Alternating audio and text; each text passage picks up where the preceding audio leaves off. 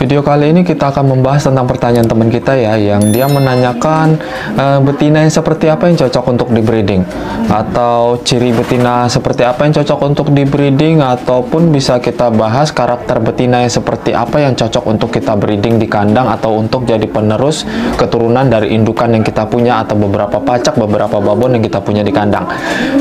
Ini permasalahan, bukan permasalahan sih, ini tergantung selera kalau saya bilang.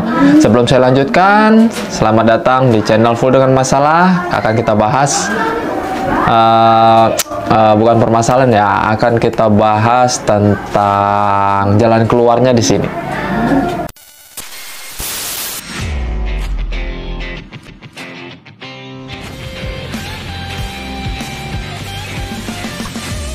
Selamat pagi, salam merpati lovers Indonesia, selamat beraktivitas, semoga sehat selalu di sana, di luaran sana, tanpa terkecuali, dilancarkan rezeki teman-teman di luaran sana.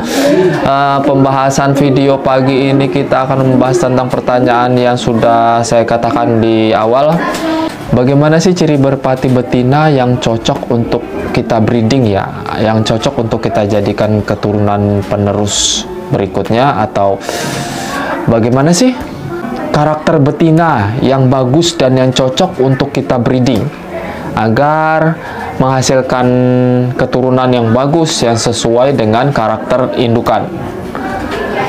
Pagi ini membahas pertanyaan seperti itu, walaupun memang pertanyaan kurang konkret, saya hanya menyimpulkan beberapa dari pertanyaan teman-teman.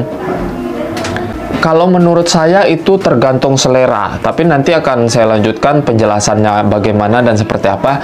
Sebelum saya lanjutkan, jangan lupa subscribe, like, dan komennya. Terima kasih banyak untuk penonton baru yang sudah menemukan channel Full Dengan Masalah. Semoga betah, kita saling sharing, kita saling memecahkan masalah di channel ini. Dan untuk penonton lama, terima kasih banyak karena sudah setia menonton di channel Full Dengan Masalah. Kita saling sharing, dan mohon maaf kalau memang banyak keterlambatan saat membalas komentar, tapi tetap saya balas, tetap saya baca pasti, walaupun agak terlambat, jadi saya mohon maaf. Seperti dua pesan saya, jangan lupa, jangan pernah di skip, dan hilangkan kalimat senior junior, itu nggak banget. Kita lanjut, melanjutkan pertanyaan tadi dan jawaban yang kita bahas tadi.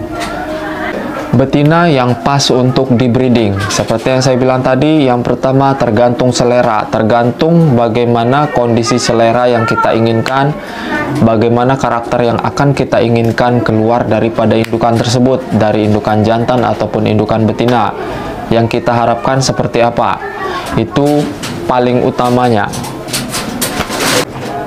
Setelah menentukan karakter yang diinginkan atau keturunan yang diinginkan dari si indukan betina ataupun indukan jantan yang sudah ada di kandang kita ya, indukan betina yang sudah ada di kandang kita karakternya bagaimana, indukan jantan yang ada di kandang kita karakternya bagaimana, dan keinginan kita seperti apa, ingin menciptakan keturunan berikutnya, itu paling penting. Jadi jangan asal breeding, jangan asal ternak. Cuma kalau untuk coba-coba ya silahkan deh, nggak masalah. Karena gini, breeding itu membutuhkan waktu yang sangat lama. Apalagi kalau memang sampelnya itu gagal, genetiknya gagal, otomatis kita cari lagi, dan cari lagi silangan yang cocok untuk menemukan genetik keturunan ke anaknya. Jadi untuk yang mau fokus breeding itu nggak boleh asal-asalan. Jadi dalam tahap praktek tetap kita harus belajar dari kesalahan. Itu pesan saya. Tahapan yang harus dilakukan berikutnya yang harus dipahami adalah resesif atau dominan.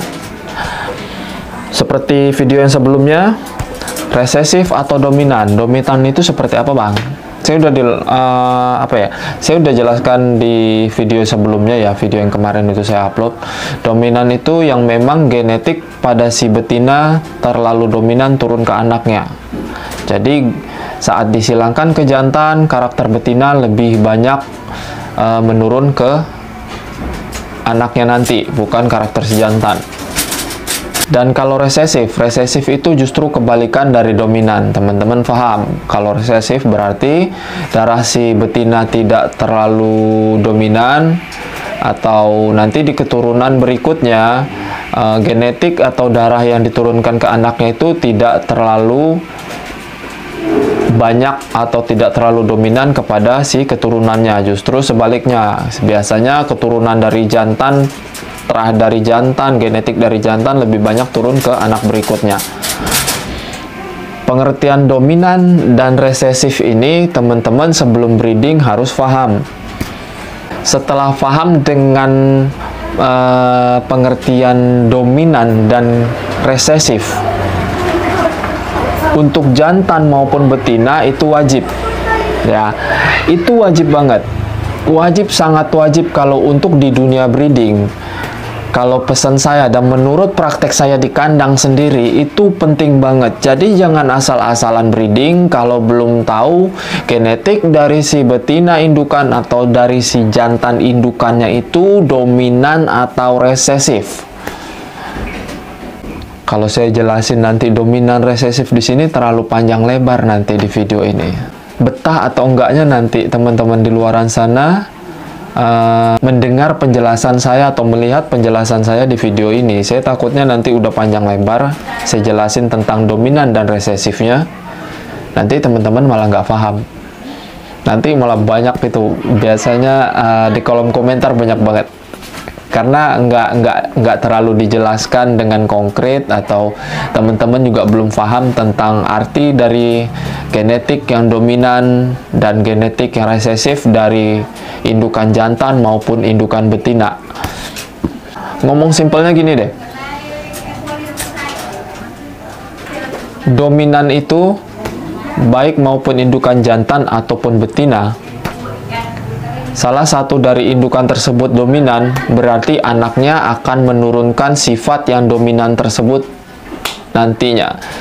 Tetapi kalau resesif itu, dalam pengertian resesif itu, anaknya nggak akan terlalu mengikuti genetik daripada indukan betina ataupun jantan, atau tidak mengikuti karakter indukan jantan ataupun betina.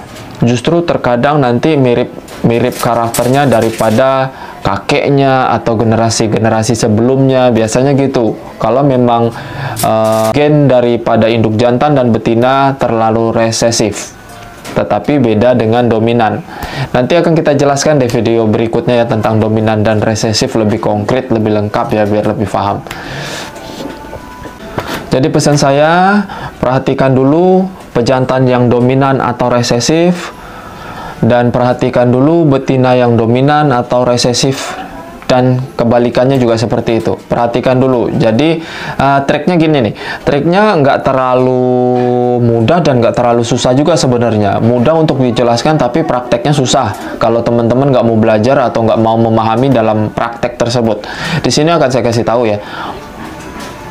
Misalkan betina yang kita silangkan dengan jantan, misalkan si betina yang pertama ini genetiknya resesif, dan kita silangkan dengan jantan yang genetiknya sudah kita pahami itu dominan dan sangat dominan. Sama dengan hasilnya 80% keturunan dari anaknya tersebut memiliki genetik, memiliki karakter itu dominan turun dari si pejantan, si pacak jantan, si indukan jantan. Dan sifat resesifnya ada apa enggak? Ada. Karakter dari si betina tetap ada, hanya sekitar 20%. Dan kebalikannya lagi, andai kata si betinanya terlalu dominan, kita silangkan dengan si pejantan indukan yang resesif genetiknya, hasil dari anakannya tersebut akan menghasilkan sifat dominan dari si betina dan sifat resesif dari indukan jantan.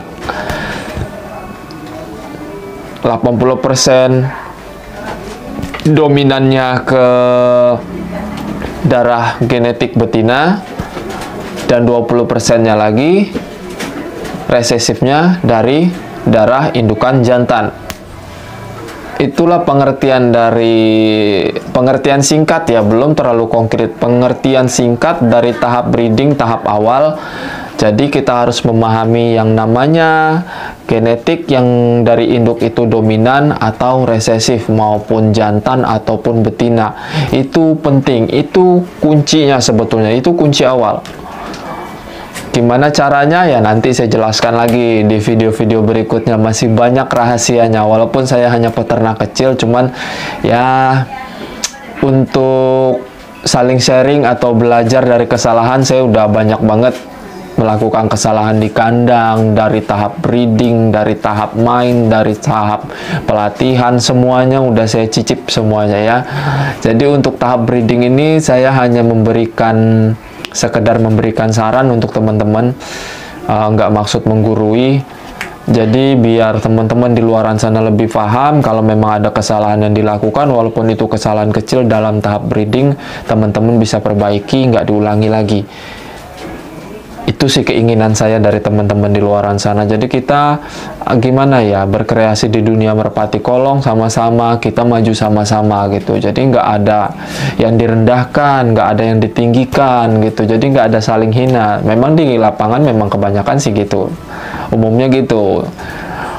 Siapa yang merpati playernya bagus, itulah yang dipandang. Sedangkan kita biasanya yang sedang ngelatih bahan, atau sedang membenahi burung yang rusak, atau player yang rusak, atau bahan yang rusak, biasanya sih dipandang sebelah mata.